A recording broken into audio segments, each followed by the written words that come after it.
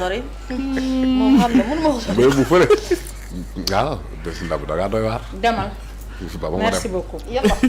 ayca jërëjëf ñu leen di jaajëfal bu baax alors ñu daal di ñëw ci actu commenté 81e anniversaire du massacre de Thiaroye bés ni tey ñuy fàttaliku la nga xamante ne moo xewoon en 1944 ay tirailleurs africains yoo xamante ne dañoo ñëwoon ñu daal di leen massacrer ci camp bu Thiaroye ñi ki leen massacré nag di l'armée française ca jamono jooje mu nekk événement boo xamante ne mën nañ ñi ci 2 dernières années yi ñu génn depuis le tandem Diomaye Sonko bi ñu arrivé au pouvoir ñu daal di fas yéene nag dekkilaat li nga xamante ne moo jëm ci wàllum recherche yi ak yu ni mel ba tax tey ñu koy fàttaliku ñu am cérémonie bu mag le président it daal di fay yëkkati discours bu am solo Pape Ousmane Sy. yaa fa teewoon Fary ndax mën nga ñoo jox dara. ci li nga xamante ne mooy bisu tey bi laata. laata gars yi di ci àddu waaw en terme de couleur parce que Nabou Cor mu ngi koy Nabou Cor mu ngi fàttali sànq ni mais impression bi ñu am mooy ni tandem Diomaye Sonko bi ñu egseeg léegi dafa mel ni dafa am dayoo ak cachet bu ñu jox célébration 1er décembre. Absolument donc ñu ngi lay jaajëfal bu baax Pape ci introduction bi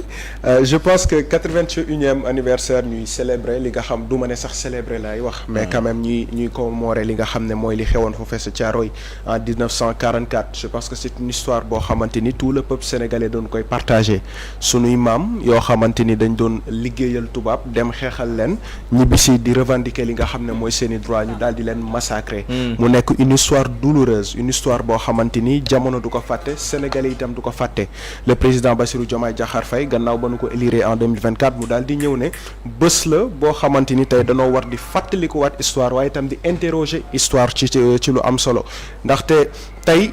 bëri na ay mbir bëri na ay pàcc yoo xamante ni ci histoire boobu noonu dañu koo nëbb d'ailleurs gis nañu daaw teewaayu ki nga xamante ni moo fi représenté woon le président français daal dina wax ba daal di pour une toute première fois en tout cas affirmer que ni effectivement massacre amoon na fi nga xam ne moo ca Thiaroye maintenant au-delà de l'affirmation de massacre boobu noonee est-ce que tey tous les détails et toutes les informations si afférentes le Sénégal détenir nañ ko et je ne pense pas parce que boo seetloo il y a de cela quelques mois ci ginnaaw le premier ministre Ousmane Sonko mu ngi doon wax ci wàllu wi disant que il faut que ñu dem ci ay complément d'information il faut que ñu dem interroger waat l'histoire parce que y a beaucoup de choses yoo xamante ni tey jii nii ce sont des non-dits parce que d'ailleurs ñu ngi wax ci wàllu massacre bi mais déjà bruit bi courir mooy lan mooy fosse commune yi nga xamante ni amoon na fa tey boo seetloo li may wax nit ñi dëkk Thiaroye xam nañ ko sànq rek maa ngi ànd ak Babacar moo ma ko expliqué d'ailleurs école bi fa mu nekk dafa mel ni foofu mooy fosse commune bi nga xam ne la ñu denc maanaam sunu maam yooyu la et pourtant c'est une histoire boo xamante ni tey jii nii la majorité des Sénégalais xamuñu ko histoire la boo xamante ni amaana ñëpp dem nañu parce que bu ñu demee ba tabax fa école c'est parce que xamuñu woon ne réellement am na lu fa nekk waaye li nga xam ne moo attiré peut-être l'attention des Sénégalais mooy lan mooy dañ fa gis ay vestiges ay objets yoo xamante ni tey jii nii ça appartenait à ces soldats là et plus ñuy dem avec le temps plus ñuy gis plus d'objets looloo waral fi mu toll nii ñu ngi naan ay fouilles archéologiques yoo xamante ni bëgg nañu ko door ngir ñu mën a leeral dëggantaan ndax am foofu la am déet waaye itam ñu mën a delloo si waat histoire parce que li tax mu am solo mooy tey ñun on parle toujours de ce massacre mu ñuy def du mal mais en réalité comment ça s'est passé lan mooy li nga xamante ni moo nekk ci ginnaaw histoire boobule ak itam tey jii ni ban part de responsabilité la ci France war a daal di assumer daaw teewoon nañu ren peut-être responsabilité non pas pleinement parce que li ñu wax mooy lan d'accord il y a eu massacre mais pour man loolu c'est trop peu de le dire peut-être wax nañu ko dans la si ardeur bi nga xamante ni la ñu tolloon jamono yooyu peut-être defal na la majorité des Sénégalais mais ba tey jii nii am na histoire yu bëri yoo xam ne parce que bu dul tirailleurs yi nekk fi ci réewum Sénégal mais am na ay africains yoo xamante ni demoon nañu te bu ñu interroger waatee histoire boobu ci boppam 44 massacre am na mais 46 est-ce que xam nga ne les tirailleurs dañ leen engagé waat pour ñu dem Vietnam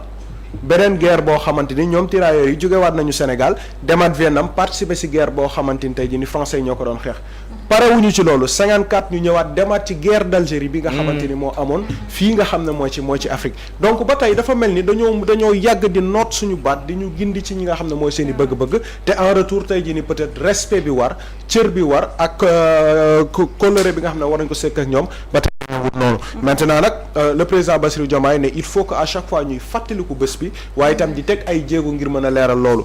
moo waral fi mu toll nii y a pas mal d'autorités yoo xam ne ñu nga fa comme Pape pour revenir ci question bi nga xam ne daal di nga ko posé tout à l'heure le premier ministre Ousmane Sonko gis nañu ko teew na fi tout de blanc àndandoo ak ñi nga xamante ni moo ne membres du gouvernement d'ailleurs ñu ngi seen ci ginnaaw Mimi Touré ak Abdourahmane Diouf may gis Babacar Bachir mu ngi koy yónnee léegi mu nekk image boo xam ne c'est l'État parce que je pense que peu importe la situation politique wala bokk fi nga xam ne mbir mi toll na fa tey bés la boo xamante ni Sénégal moo ko soxla bés la boo xamante ni c'est la République qui est en train de célébrer ou bien de commémorer li nga xam ne mooy histoire bi xewoon looloo waral tey ñu saytu leen ñoom ñëpp teew nañu le président gambien aussi démb ñu ngi doon naan ñëw na parce que dafa am entrevue bu mu war a def ak Diomaye waaye xam nañu ne tey profité nañu ci président Diomaye du plutôt waaye tey ànd na ak ki nga xam ne mooy président Bassirou Diomaye Diakhar Faye ñu jiitu dem ci cimetière yi teg li nga xam ne mooy gerbe de fleur bi gannaaw loolu itam ñu daal di dem fële nga xam ne moo ca Camp Thiaroye actuellement au moment où l'on vous parle cérémonie bi daal dina door xam naa ni fekk ci kanam tuuti du ñàkk ni discours yi dina daal di wàcc bu ci nekk dinañu daal di teg en tout cas ay kaddu waaye itam le président dina statuer ci comité bi nga xam ne daaw créé woon na ko ndaxte tey am na mission yu bëri ñu leen santoon ci lu jëm ci wàllum bindaat histoire bi ci lu jëm ci wàllum dem ci fouille yooyu nga xam ne wax nañu ko tout à l'heure waaye tamit récupérer ji ay vestiges fële nga xam ne moo ja France parce que bëri na ci ay bagages yoo xamante ni ñoom ñu ngi ko téye tey te war nañ ko mën a delloo ci Sénégalais yi pour que ñoom itam mu doon benn symbole en tout cas bu ñu xoolee seen i maam donc en gros loolu mooy li nga xamante ni rek mën nañ ko waxagum ci mbir mi d'accord alors Pa Moussa ci pàcc bi au-delà de la célébration parce que at bu jot ñu def ko li ci bees bu ñu dégloo autorités yi ni ki daaw laataa ñu ci yegg si sax ci bis bi moo doon bëggoon nañu collaboration France ci archives yi loolu mujjul am ba président de la République ñaawlu ko ginnaaw loolu it mu fësaloon ni fouilles yi dina wéy ci fosse commune yi ngir ñu mën a xam dëggantaan ana lan moo ci am au-delà de bu ñu demee ba xam fouilles yi ni lii la joxe sénégalais yëpp xam ni lii la histoire bi jàppoo ni su dee ni yegguñu ci mën a situer les responsabilités maanaam yoon am ci cër ñu mën a def procès mën a teg daan ñi nga xam te ne jàpp nañ ñoo def massacre bi doo am impression que di ba tey dina am benn goût inachevé ci fexe lijjanti lii mu féete boor. Bon, on parle des événements 1914. Oui. 1918. Oui. C'est ça 14-18. 14-18 donc foog naa ne li ci gën a am solo ñu bëgg a teg loxo mooy xam déjà ce qui se passe la vérité historique comme on dit parce que général de Gaulle dafa doon wax ne pour bien gouverner il faut être féru d'histoire et friand de prospective maintenant histoire bi ce n'est pas pour rien boo xoolee les gouvernants le premier ministre le président de la République def ci li ci war je pense qu'un livre blanc a été produit par la commission pour déjà amagum na ay avancées yu significatives par rapport ak ñu xam dëgg bi am na loo xamante ne France nangu na ko parce que le glissement sémantique évolué na voilà évolué na bu baax am na jamono dañ doon wax naan ne jox nañu sax ay dessert vous vous rappelez de tout ça mais là massacre am na tortuosité am na mais surtout manque de reconnaissance am na vis-à-vis de ñi nga xamante ne wax dëgg yàlla ñoom ñoo dem libérer ji France loolu bon y a des considérations subjectives xam nga ci sama position lan la ci on va pas refaire l'histoire de ce débat là c'est ça mais li wér te wóor mooy bu ñu xamee dëgg bi parce que des na nag des na y a beaucoup de choses yoo xamante ne am na ay zone d'ombre ba tey yoo xamante ne ñi ngi fi te bu ñu wéyalee liggéey bi dinañ ci am li ñu bëgg France it dina naka lañ koy amee suñu bañee collaborer est-ce qu'on peut s'attendre à une ouverture des archives françaises non xam nga France mënul bañ a collaborer dina collaborer tôt ou tard parce que tout dépend de la détermination de ñi nga xamante ne ñoom ñoo war en Guinée à un certain moment bi ñu yóbbee Almami Samori mais am na yu bëri yoo xamante ne nangu wuñu ko woon reconnaître mais finalement delloo si nañ même sax kooru Almami Samori en Guinée donc mbir mi fulla la rek ak ànd ak détermination ci li nga xamante ne jàpp nga ne c'est un pan vraiment important de notre histoire qu'on a l'obligation de rétablir alors léegi nag commission bi mi ngi ci d'éminents universitaires des archéologues tout te yooyu noonu yëpp jàpp naa ne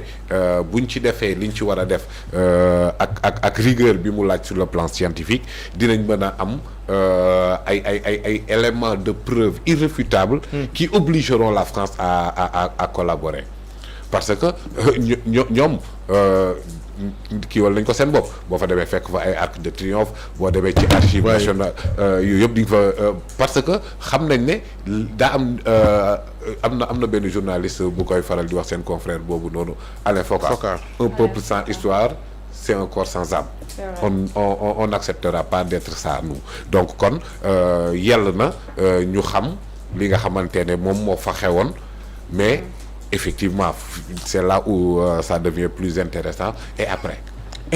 justement bu ñu ko xamee ba pare nag